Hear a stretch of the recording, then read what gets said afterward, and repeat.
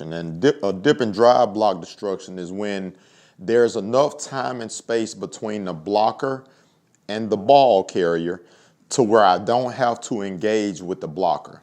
That's the one advantage we have on defense. Okay, whenever we're approaching a blocker, he doesn't know where the ball is at. We do. And we're able to utilize that to our advantage by either engaging and pressing to create knockback or dipping and driving, reducing the blocking surface for the blocker and stacking him to be able to go make the play on the ball carrier because there is enough time and space between the blocker and the ball carrier. So each and every day at Arkansas, we're going to work these three things from a defensive back perspective. We're going to work block destruction, which is what we're going to talk about now. We're going to work tackling in space, and we're going to work some version of playing the ball. These are the three things that a defensive back has to do each and every play, regardless of what's going on. So we're going to keep it simple. We're going to always reflect in Indy what we expect from the players and team. Okay, so we always have the end in mind first and then rewind back to be able to develop what we're going to do in individual. As I mentioned, we're going to talk dip and drive. And when we say dip and drive to stack, that's what we have to do to get in the unblockable position on the receiver. So once we dip and drive, we want to stack the defender or the blocker to be able to put him in the unblockable position. And we only utilize a dip and drive when there's enough time and space between the blocker and the ball carrier. Dip your shoulder to reduce the blocking surface from the blocker and drive through his hips and stack the blocker when necessary. So let's take a look at some clips.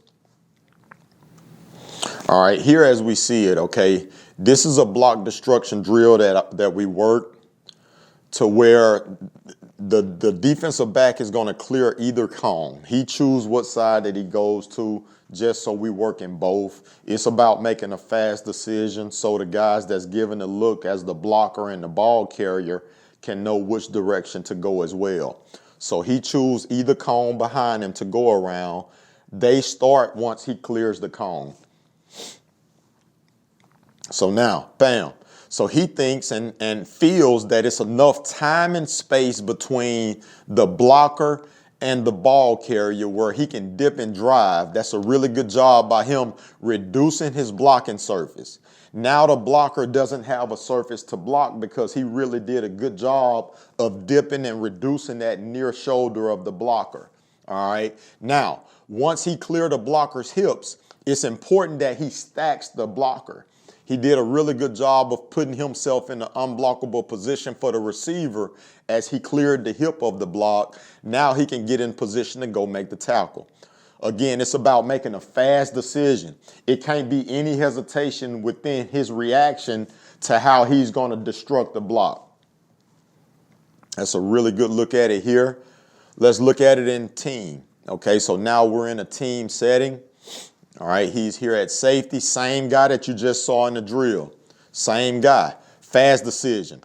Reduce that blocking surface. That's a really good job by him, reducing the blocking surface. He knows where the ball is at. The receiver does not. So that's a really good job by him playing fast and getting in the position to make the play on the ball carrier.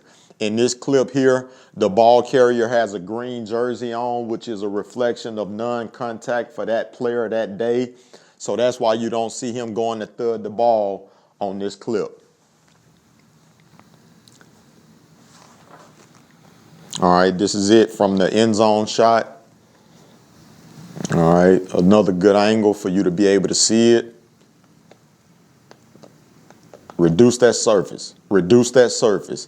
I would like to see him bend a little bit more at his ankles, knees, and waist to ensure that the surface has been reduced. However, it worked in this clip, but that's the coaching behind the clip when it comes to the coaching of it. All right, now, this is another drill. All right, this is a two-part drill. We have a open field tackle. And obviously the drill is set up to where it's enough time and space between the ball carrier and the blocker to where he know he's working dip and drive. Now it's predetermined for sure that that's the technique I wanted from him. This is the block, the punch press that we use where there's no time and space and you need to engage. So this is a 2-part drill, a 2-for-1. But here, this is the dip and drive element of it. All right. And you can see him doing a good job, again, reducing that surface area. I want to see him drive that elbow through more, right? He dipped, but he didn't drive that elbow through as much as I would like. All right. What's the reason for the drive? Once the blocker does make contact, I want to dip and drive to rip his hands from off of my surface to ensure that he can't block. All right, now we just track the hip. Really good job there. Really good clip. All right, again, same guy, different play, utilizing the dip and drive. He know where the ball at. The blocker does not. He knows where the ball is at. The blocker does not. Right now, as the running back catches the screen, that is enough time and space to where we don't have to entertain that block. He don't have to engage because he got enough time to be able to dip and drive and stack the blocker and still make the play on the ball carrier. All right, so that's a really good job. Now that's a drive. He dipped, now he drove, right? And he fought pressure with pressure as the blocker tried to recover and come and got himself in a position to go make the play. That's a really good job. Really good job. Dip and drive, dip and drive.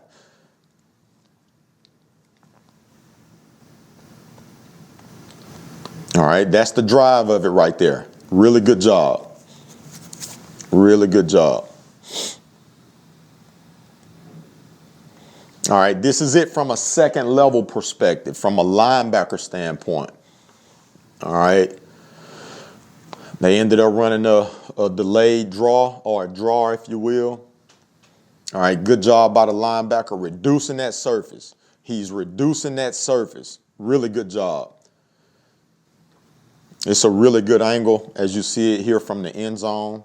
Again, it's about making a fast decision, right? Fast decision and making sure we violent with the drive once we do dip. So dip and drive. Dip. Now, drive. That's a good job. Really good job. And he's successful here because he did a good job of bending. He bent at the ankles, he bending at the knees, he's bending at the waist, and he got lower than the blocker could in this situation and got off and went and made the play. All right, here's another game clip up top, the boundary safety. Okay, the boundary safety is better from the end zone shot. So let me go to this angle to get a better view of it.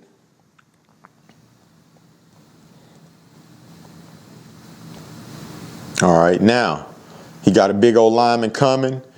Dip, dip. He wasn't in a position here to actually drive through because of his body position on the blocker. But he had to dip and get low, and he was able to get involved with the tackle and come in recovery. All right, so again, you never know when the scenario is going to show up for them to apply the fundamentals that we work. In this situation, it's hard to replicate this at practice, right? In terms of knowing exactly what the relation with the ball carrier and the blocker is. But here, he did a phenomenal job of just being a football player, being instinctual to make it.